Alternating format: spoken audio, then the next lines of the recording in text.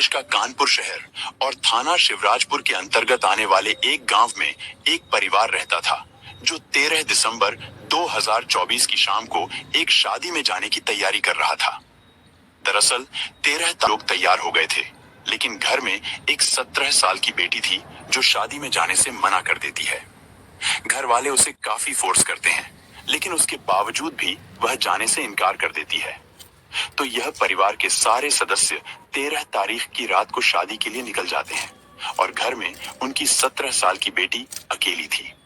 अगले दिन यानी कि 14 दिसंबर 2024 की सुबह तकरीबन 8 बजे यह परिवार शादी से वापस आता है। वे घर का दरवाजा पीट रहे थे, लेकिन उनकी बेटी थी, वह दरवाजा नहीं खोल रही थी। काफी देर तक दरवाजा पीटने के बाद कुछ आशंका हुई तो घर वालों ने घर का दरवाजा तोड़कर जब अंदर गए और अंदर जाकर उन्होंने जब अपनी बेटी के कमरे को खोला तो उनकी चीख निकल गई। दरअसल इनकी 17 साल की बेटी जो 12वीं कक्षा की छात्रा भी थी, जिसने शादी में जाने से मना कर दिया था, वह अपने कमरे में अपने बेड पर मृत अवस्था में पड़ी हुई थी। घर की महिलाएं जब इस लड़की को चेक करती हैं तो पाती हैं कि इसकी सांसें नहीं चल रही हैं और सर्दी के कारण उसका शरीर भी अकड़ गया है।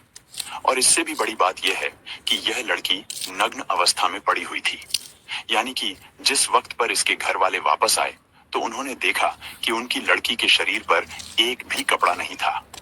अब यहाँ से घर वालों की चीख पुकार शुरू हो जाती है। पड़ोस के बाकी लोग भी वहां पर इकट्ठा हो जाते हैं। किसी को समझ नहीं आ रहा था कि रात तक तो ये लड़की बिल्कुल सही थी, आखिर रात भर में इसको ऐसा क्या हुआ। और इसी के चलते पड़ोस का एक व्यक्ति पुलिस को कॉल करके इस पूरी घटना की सूचना देता है। थोड़ी देर में वहां पर कानपुर पुलिस भी आ जाती है और अपनी जांच शुरू कर देती है। शुरुआती जांच में पुलिस को बताया जाता है कि 13 दिसंबर 2024 को रात को यह परिवार शादी अटेंड करने के लिए कहीं पर गया था और उस शादी में जाने के लिए उन्होंने अपनी बेटी को भी बोला था। यह 17 साल की लड़की थी और 12वीं कक्षा की छात्रा थी, लेकिन किसी कारण से इस लड़की ने उस शादी में जाने से मना कर दिया था, जिसके चलते यह पूरा परिवार शादी के लिए चला गया था, लेकिन अपनी बेटी के पास एक रिश्तेदार की 5 साल की बेटी को छोड़कर गए थे कि ये दोनों बेटियां साथ में रह लेंगी और सुबह तक ये परिवार तो वापस आ ही जाएगा।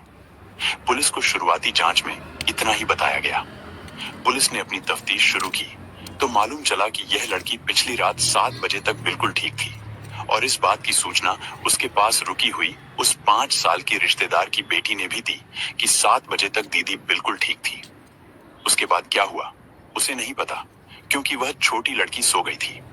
पुलिस जांच शुरू कर देती है क्योंकि इस लड़की का जो शव है वह नग्न अवस्था में मिला था।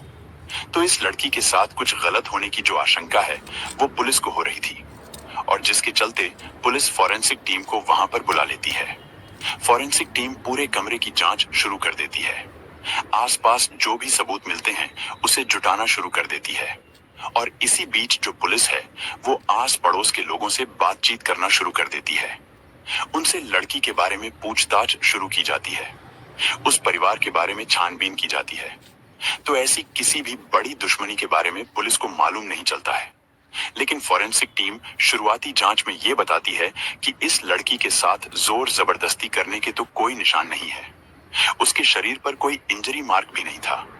तो इससे ये तो साफ जाहिर हो गया था कि इस लड़की के साथ कोई जबरदस्ती तो नहीं हुई है।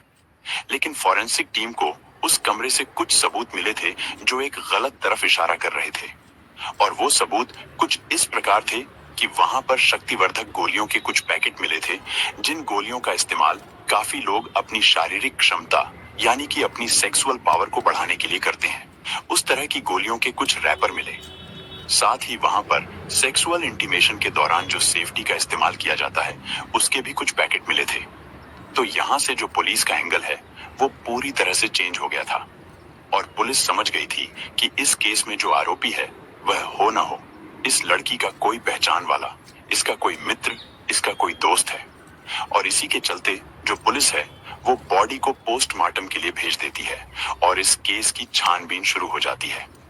अब इन्हीं सारे सबूतों के आधार पर और पोस्टमार्टम की जो रिपोर्ट होती है उसके आधार पर पुलिस को मालूम चलता है कि इस लड़की की जो मृत्यु हुई है उससे पहले इसने किसी के साथ शारीरिक संबंध बनाए थे।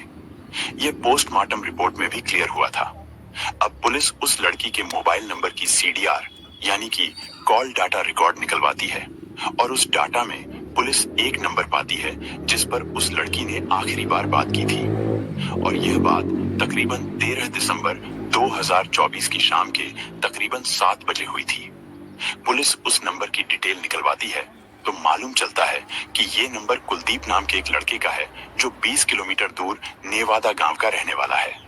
यानी कि जहां पर इस लड़की की मृत्यु हुई थी उससे 20 किलोमीटर की दूरी पर यह लड़का रहता था एक दूसरे गांव में। पुलिस बिना देरी किए इस लड़के को अरेस्ट कर लेती है और शक के बिना, पर जब इससे पूछताछ होती है तो शुरुआती जांच में ही पुलिस को मालूम चल जाता है कि हो न हो यह लड़का इस केस में इन्वॉल्व है। और पुलिस जब शक्ति से उस लड़के से पूछताछ करती है तो इस पूरे मामले का खुलासा हो जाता है। ये लड़का पुलिस को बताता है कि इसका नाम कुलदीप है। तो कुलदीप नाम का ये लड़का सारी बातें पुलिस को बताता है।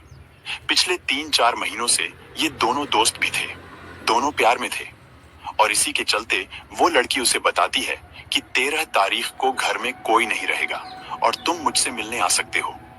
जिसके चलते कुलदीप 20 किलोमीटर चलकर अपनी गर्लफ्रेंड से मिलने के लिए उसके घर गया था और शाम के तकरीबन 8 बजे ये उसके घर में गया था। घर में वो 17 साल की लड़की भी थी जिसकी मृत्यु हुई थी और साथ में एक 5 साल की रिश्तेदार की बेटी भी थी जो पहले ही सो गई थी। अब उसके बाद ये जो लड़का होता है ये अपनी उस गर्लफ्रेंड के साथ शारीरिक संबंध बनाता है, लेकिन यहाँ पर शारीरिक संबंध बनाने से पहले ये कुछ शक्तिवर्धक गोलियों का इस्तेमाल करता है और उन्हीं के कारण उसका ब्लड सर्कुलेशन ज्यादा होता है, एज भी ज्यादा नहीं होती है और क्योंकि लाइक ऑफ एजुकेशन के कारण ये बहुत ब्रूटली अपनी गर्लफ्रेंड के साथ सेक्सुअल रिलेशन बनाता है, जिसके चलते उसको सर्दी भी लग रही थी और कुछ और उसे इंटरनल इंजरी भी आई। और क्योंकि सर्दी का मौसम है और ये जो लड़की है उसके तन पर एक भी कपड़ा नहीं था। उसके बॉयफ्रेंड ने बताया कि 8 बजे से लेकर सुबह 3 बजे तक उसने अपनी उस गर्लफ्रेंड को एक भी कपड़ा पहनने नहीं दिया था। ये सुनने में बहुत ही ज्यादा अजीब लगता है, लेकिन ये सच्चाई है और इसी के कारण उस लड़की को सर्दी के कारण और साथ ही ब्रूटली रिलेशन बनाने के कारण सुबह तकरीबन 3:30 बजे उस लड़की की मृत्यु हो गई थी। हालांकि इस लड़के ने चूल्हा जलाकर उसके शरीर को गर्म रखने की कोशिश भी की थी, लेकिन यह नाकामयाब रहा था और 3:30 के आसपास जब इसे लगा कि स्थिति अब आउट ऑफ कंट्रोल हो चुकी है तो यह वहां से भाग गया था। अब यहाँ पर अगर देखा जाए तो यह लड़की 17 साल की थी, यानी कि नाबालिग थी और ये जो लड़का कुलदीप है इसे अरेस्ट करके पोक्सो एक्ट के तहत इस पर रेप के चार्जेस लगाए गए हैं और हो सकता है कि इसे आगे की जिंदगी अब जेल में बितानी पड़े। तो दोस्तों, आज की कहानी यहीं खत्म होती है। मिलते हैं एक और सच्ची घटना के साथ, तब तक के लिए सावधान रहें।